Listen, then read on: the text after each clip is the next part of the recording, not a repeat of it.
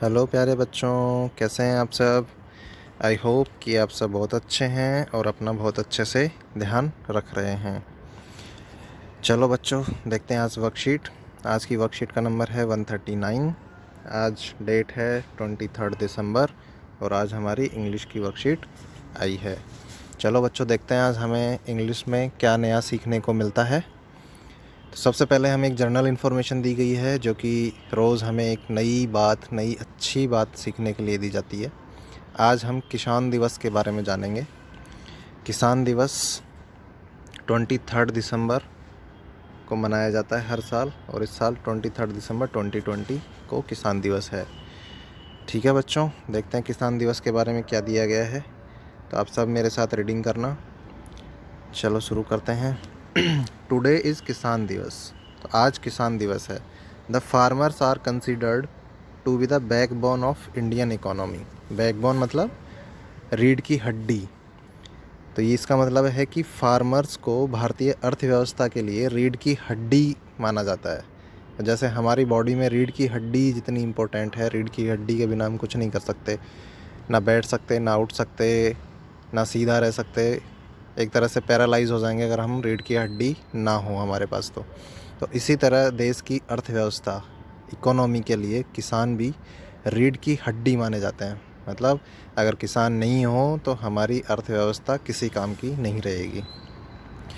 In order to appreciate the role of farmers, मतलब farmers का role appreciate करने के लिए, मतलब जो काम कर रहे हैं उनके लिए, उनको एप्रिशिएट करने के लिए, in providing food on our plates, हमारी प्लेट्स में जो खाना हम खा रहे हैं, हमारे घरों में जो खाना है वो प्रोवाइड करने में किसानों का जो रोल है उसको एप्रिशिएट करने के लिए, एंड द टायरलेस लेबर, और जो बिना थके वो मेहनत करते हैं, put in by them to provide our nation with food security, पूरे देश को फूड सिक्योरिटी यानी पूरे देश को इतना भोजन उपलब्ध कराना कि सब भरपेट के खा सकें।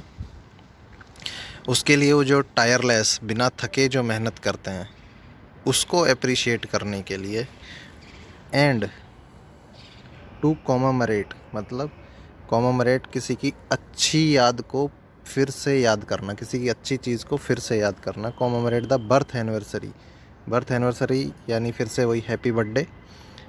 बर्थ एनिवर्सरी का मतलब of the 5th prime minister, जो अपने 5वें प्रधानमंत्री थे, श्री चौधरी चरण सिंह, जो देश के 5वें प्रधानमंत्री थे, श्री चौधरी चरण सिंह, उनका हैप्पी बर्थडे फिर से याद करने के लिए, उनकी बर्थ एनिवर्सरी पे जो कि 23 दिसंबर को आती है, उसको कॉमेमोरेट करने के लिए किसान दिवस हर साल अपने देश में मनाया जाता है।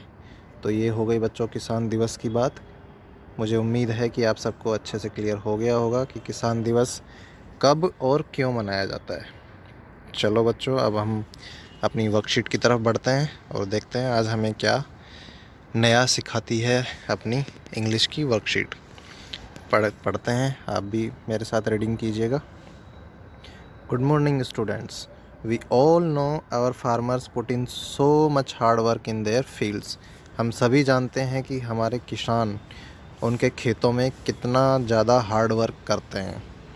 We should be grateful to them, हमें उनके लिए ग्रेटफुल होना चाहिए। फॉर प्रोवाइडिंग फूड, कि वो हमें खाना उपलब्ध करवा रहे हैं। हम जो भी खाना खा रहे हैं वो कहाँ से आता है? किसान ही उनको उगाता है। जैसे गेहूं की रोटी खा रहे हैं, मक्के की रोटी खा रहे हैं, इतनी सारी अलग अलग सब्जियां खा रहे हैं, दाल खा रहे हैं, वो सब कहाँ से आता है? खेतों में ही उगता है ना बच्चों। और उगाता कौन है? फार्मर्स। तो उसके लिए वो बहुत मेहनत करता है, पूरे साल वो बिना थके मेहनत करता है, इसीलिए हम आराम से घर में बैठ के खाना खा पाते हैं। Can you list a few things that farmers grow, क्या आप बता सकते हैं कि कुछ चीज़ें जो किसान उगाता है? तो आप अपने, अगर आप रोज़ के अपने खाने में देखेंगे तो ही आप बहुत सारी चीज़ें गिना सकते हैं। जैसे कोई दाल खाता है, किसी ने आज बैंगन की सब्ज़ी खाई, किसी ने आलू की सब्ज़ी खाई, किसी ने टमाटर खाया, किसी ने गेहूं की रोटी खाई, किसी ने चावल खाए। तो ये सब कौन उगाता है? फार्मर्स ही उगाते हैं बच्चों। तो आप और भी ऐसे बहुत सारी चीज़ें गिनवा सकते हैं, उनकी लिस्ट बना सकते हैं। चलो आगे देखते हैं। पॉइंट ए, या आप कह सकते हैं एक तरह से क्वेश्चन पहला, do you know that you can also grow some of these from the seeds available in your kitchen. क्या आप जानते हैं कि इन सब में से आप भी अपने घर पे ये चीज़ें उगा सकते हैं। कहाँ से? अपने किचन से बीज लेके आप भी अपने घर पे इनको उगा सकते हैं। क्या क्या उगा सकते हैं बताओ बच्चों, क्या क्या उगा सकते हैं? जैसे गेहूँ है घर में तो थोड़े से गेहूँ उगा दिए, कोई सब्जी उगा दी। बहुत सारे लोग अपने अपने घर में उगाते भी होंगे। जो जो अपने घर में उगाते हैं उनकी लिस्ट आप बताइएगा ज़रूर। Take the help of your parents, अपने पेरेंट्स की हेल्प से, and search some seed in your kitchen and classify them in table given below. अब ये कह रहा है कि अपने पेरेंट्स की हेल्प लीजिए या हो सके तो खुद से कीजिए। अपने किचन में देखिए क्या क्या है और उनको अपने टेबल, नीचे जो टेबल दी गई है इस हिसाब से क्लासीफाई करना है। क्या दिया है टेबल में? सबसे पहले फ्रूट दिया है कि कौन कौन से फ्रूट होते हैं, फिर सब्जियां हैं, फिर सीरियल्स है। सीरियल्स का मतलब क्या होता है? अनाज, कौन कौन से अनाज होते हैं। फिर पल्सेस है, फिर स्पाइसेस है बच्चों। तो आप क्या बता सकते हैं कौन सा पल्स है, कौन सा स्पाइसेस है, कौन सा अनाज है, कौन से फ्रूट्स हैं? तो सबसे पहले फ्रूट, इसमें एप्पल का एक एग्ज़ाम्पल दिया है। और हम क्या खाते हैं? बनाना। बनाना हो सकता है, इसमें बनाना हो सकता है, तो पहला बनाना हो सकता है। एप्पल इसने दिया है। और तीसरा फ्रूट क्या लिख सकते हैं? ऑरेंज खाते हैं। ऑरेंज खाते हैं ना बच्चों। और भी फ्रूट्स आप लिख सकते हैं, और भी लंबी लिस्ट बना सकते हैं। तो आप, इसमें 3 दिया है, आप मुझे 4 लिख के बताइएगा। अपनी अपनी कॉपी में आप सबको 4-4 लिखने हैं। वेजिटेबल्स में इसने टोमेटो दिया है। टोमेटो मतलब टमाटर। और क्या होता है? पटैटो हो सकता है। ठीक है बच्चों, पटैटो हो सकता है। और सब्ज़ी क्या खाते हैं हम बताओ? अभी पालक है, पालक को स्पिनच बोलते हैं। और बताओ बताओ, पोटैटो, टोमेटो, ब्रिंजल, और भी बहुत सारी सब्जियां हैं। अगर आप रोज़ अपने किचन में देखोगे तो उन्हीं सब में से कोई भी 2 लिखनी है। एक इसमें दिया है, 2 लिखनी है। और आपको 4 की लिस्ट बनानी है तो 3 लिखने हैं। अगला है सीरियल्स। सीरियल्स यानी अनाज। अनाज क्या क्या होता है? इसमें चावल दिया है। चावल की तरह ही क्या होता है? वीट होता है। वीट मतलब गेहूँ होता है, तो वीट लिख सकते हैं। राइस दिया है। बारले लिख सकते हैं। बारले का मतलब क्या होता है? जौ। बारले, जौ लिख सकते हैं। ज्वार लिख सकते हैं। मेज लिख सकते हैं। मेज मतलब मक्का, MEZE। मेज लिख सकते हैं, मक्का लिख सकते हैं। और भी आप अपने हिसाब से लिख सकते हैं बच्चों। पल्सेस, पल्सेस में क्या होता है? पल्सेस मतलब दालें। दालें कौन कौन सी होती हैं? किडनी बीन्स इसने दिया है। हम लेंटिल्स लिख सकते हैं। लेंटिल मतलब उड़द की दाल। ड्राई पीज़ लिख सकते हैं, मटर की दाल। चिक पीज़ लिख सकते हैं, चने की दाल। चने की दाल को बोलते हैं चिक पीज़, CHICKPEAS, चिक पीज़। ओके बच्चों। स्पाइसेस में आप क्या क्या लिख सकते हैं? मस्टर्ड इसने दिया है। मस्टर्ड मतलब सरसों। और क्या लिख सकते हैं बच्चों? आप क्या क्या खाते हैं मसाले? धनिया खाते हैं, लहसुन खाते हैं। धनिए को क्या बोलते हैं? लौंग खाते हैं। धनिए को बोलते हैं कोरिएंडर, CORIANDER। ओके बच्चों, कोरिएंडर, धनिया लिख सकते हैं। क्लॉव लिख सकते हैं, लौंग, CLOVE। लहसुन को क्या बोलते हैं? अदरक को क्या बोलते हैं? जिंजर बोलते हैं। गार्लिक यानी लहसुन। और भी आप अपने पेरेंट्स की हेल्प से या किचन से आप बहुत सारे मसालों के नाम लिख सकते हैं। ओके बच्चों, मुझे उम्मीद है ये टेबल आप अच्छे से बना लेंगे। इसमें तो 2-2 एग्जाम्पल ही हमें लिखना है, आप तो और भी बहुत सारे काउंट करवा सकते हैं। देखते हैं अगला पार्ट, इसका बी पार्ट पढ़ते हैं। We must appreciate the hard work of our farmers for working in their fields. इसका मतलब क्या है कि हमें किसानों के द्वारा उनके खेतों में जो हार्ड वर्क किया जाता है उसके लिए हमें उनको अप्रिशिएट करना चाहिए। And providing food on our plates, और हमारी प्लेट्स में जो खाना उपलब्ध है उन्हीं की मेहनत की वजह से वो उपलब्ध हो पाता है, तो हमें उनको अप्रिशिएट करना चाहिए।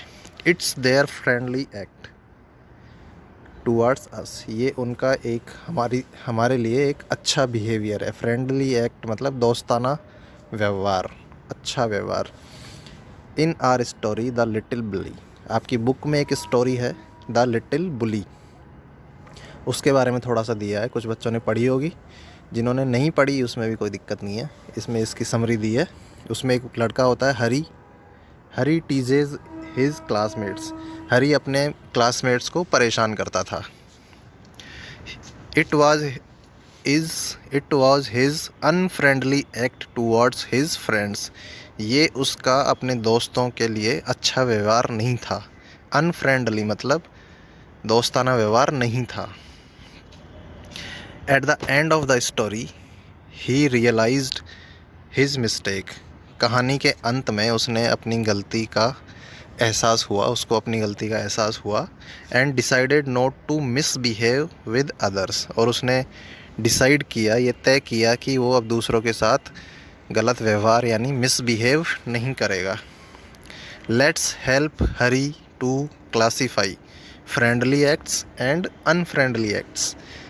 अब हमें कहा गया है कि चलिए हम हरी की हेल्प करते हैं व्यवहारों को अलग अलग लिस्ट करने में, कि कौन सा व्यवहार फ्रेंडली है, कौन सा फ्रेंडली एक्ट है और कौन सा अनफ्रेंडली एक्ट है। By putting the below mentioned phrases in their correct places, जो नीचे हमें फ्रेजेस दी हैं, ये जो फ्रेजेस हैं ब्लू कलर में, उनको राइट बॉक्स में पुट करके हमें बताना है कि कौन सा फ्रेंडली एक्ट है और कौन सा अनफ्रेंडली एक्ट है। ओके बच्चों, तो देखते हैं। मुझे उम्मीद है आप सब अच्छे से बता पाएंगे कि कौन सा एक्ट फ्रेंडली है और कौन सा अनफ्रेंडली एक्ट है। तो सबसे पहले है रेस्पेक्टिंग एल्डर्स, मतलब बड़ों की रेस्पेक्ट करना। तो ये बच्चों कैसा एक्ट है बताओ? ये फ्रेंडली एक्ट है। दूसरा है sharing things with others, sharing things मतलब चीज़ें शेयर करना, ये कैसा एक्ट है? ये फ्रेंडली एक्ट है बच्चों। अगला है यूजिंग इम्पोलाइट वर्ड्स, इम्पोलाइट मतलब क्रूअल, पोलाइट मतलब हम्बल, विनम्र, सॉफ्टली बोलना, और इम्पोलाइट उसका उल्टा मतलब गुस्से में बोलना, गंदे शब्द बोलना। ये कैसा व्यवहार है? ये अनफ्रेंडली एक्ट है। ओके बच्चों, ये अनफ्रेंडली एक्ट है। अगला है कॉलिंग समवन अ फूल, किसी को बेवकूफ़ बोलना, किसी को बुद्धू बोलना। ये कैसा एक्ट है? कोई आपको बुद्धू बोलेगा तो आपको कैसा लगेगा? अच्छा नहीं लगेगा ना। तो आपके लिए जो बोल रहा है उसका ये कैसा एक्ट हो गया? अनफ्रेंडली एक्ट हो गया। तो ये अनफ्रेंडली एक्ट है, ये आपको इस वाले बॉक्स में लिखना है। Using magic words like please, magic words मतलब प्लीज़, किसी को हम प्लीज़ बोलते हैं तो सामने वाले को लगता है कि अच्छे से बात कर रहा है, कोई रिक्वेस्ट कर रहा है, मतलब हम सामने वाले से रिक्वेस्ट कर रहे हैं कि प्लीज़ आप ये कर दीजिए, प्लीज़ आप मुझे पेंसिल दे दीजिए, प्लीज़। तो किसी से रिक्वेस्ट करने का मतलब होता है, रिक्वेस्ट करने के लिए हम प्लीज़ यूज़ करते हैं। ओके बच्चों, तो ये कैसा एक्ट है? फ्रेंडली एक्ट होगा कि अनफ्रेंडली एक्ट होगा? ये फ्रेंडली एक्ट होगा। ओके बच्चों, अगला है साउटिंग एट अदर्स, दूसरों पे चिल्लाना। ये कैसा एक्ट है? दूसरों पे कोई चिल्लाएगा तो ये अनफ्रेंडली एक्ट है। अगला है हेल्पिंग अदर्स, दूसरों की मदद करना। कैसा? Friendly, very good. Eating someone's lunch without permission, किसी का लंच बॉक्स बिना परमिशन के खा लेना। अगर कोई आपका लंच आपसे बिना पूछे कोई खा लेगा तो आपको कैसा लगेगा? बुरा लगेगा ना। तो ये आपके लिए कैसा व्यवहार हो गया? अनफ्रेंडली एक्ट हो गया उसका। तो ये अनफ्रेंडली वाले बॉक्स में आएगा। ओके बच्चों, अगला है मेकिंग फ़न ऑफ अदर्स, दूसरों का मजाक उड़ाना। कैसा है? गलत बात है, ये है अनफ्रेंडली एक्ट। और लास्ट है बी काइंड टू एवरीवन, सबके लिए हमें काइंड होना, दयालु होना। कैसा है ये? फ्रेंडली एक्ट है बच्चों। तो ये फ्रेंडली वाले बॉक्स में आएगा। ओके बच्चों, मुझे उम्मीद है कि ये बड़ा ही आसान था और सबको अच्छे से क्लासीफाई सब ने कर लिया होगा, समझ आ गया होगा। तो आगे देखते हैं हमारी वर्कशीट। सी पार्ट में क्या है? Make a poster slogan. Make a poster या slogan on anti bullying. Anti bullying, bullying मतलब किसी को क्लास में परेशान करता हो। जैसे हरी दूसरे लोगों को परेशान करता था, वो तो उसको बोलेंगे कि हरी दूसरों को बुली करता था। तो एंटी बुलिंग मतलब बुलिंग के विरुद्ध हमें एक पोस्टर बनाना है कि बुलिंग बंद करो, ऐसा करके। फॉर योर क्लासरूम, अपने क्लासरूम के लिए। Like the one given below, जैसे कि एक नीचे दिया गया है, एक लाइन हमें दी गई है नीचे, ऐसे ही हमें एंटी बुलिंग का और पोस्टर बनाना है क्लासरूम के लिए। तो आप गैस कर सकते हैं, अपने उससे भी लिख सकते हैं मन से कुछ भी लाइनें, जैसे कि ये दी गई है उसी टाइप से हमें और लाइंस लिखनी है। ओके बच्चों, तो क्या लिख सकते हैं आप और बताओ कोई एक एग्जांपल। जैसे आप लिख सकते हैं, बताओ सोचो। फॉर एग्ज़ाम्पल आप इन्हीं में से जो ऊपर जो बिहेव्स दिए गए थे उनमें से फ्रेंडली एक्ट का एक एग्जांपल ले सकते हैं। जैसे बी काइंड टू एवरीवन, इसका एक पोस्टर बना सकते हैं। रेस्पेक्टिंग एल्डर्स या शेयरिंग थिंग्स का एक पोस्टर बना सकते हैं बच्चों। और ऐसे ही आपको अगर लगता है और कुछ अच्छी बात तो वो भी आप लिख सकते हैं। ओके बच्चों, आज अभिभावकों के लिए एक सुझाव है, बच्चों में किसानों की कड़ी मेहनत के प्रति सम्मान की भावना जागृत करें। अगर पेरेंट्स ये वीडियो देख रहे हैं तो प्लीज़ अपने बच्चों को फार्मर्स का रोल बताएं, उनके लिए रेस्पेक्ट अपने बच्चों में जागृत करें। और अगर बच्चे ये वीडियो देख रहे हैं तो अपने पेरेंट्स से डिस्कस करें फार्मर्स का रोल, अपने देश को आगे बढ़ाने में कितनी मेहनत फार्मर्स करते हैं उसके बारे में अपने पेरेंट्स से डिस्कस करें। आज का कोविड एप्रोप्रिएट बिहेवियर मैसेज क्या है? Keep maintaining physical distance of 6 feet और 2 यार्ड्स। कोरोना से बचने के लिए हमें 6 फीट की दूरी, या उसको 2 यार्ड्स भी बोल सकते हैं, 2 यार्ड्स में 6 फीट होते हैं लगभग, की दूरी हमें मेंटेन करनी है जब भी हम बाहर निकलते हैं तो, या कोई बाहर से हमारे घर आता है तो। ओके बच्चों, keep studying, enjoy, take care yourself. Thank you. कल फिर मिलते हैं।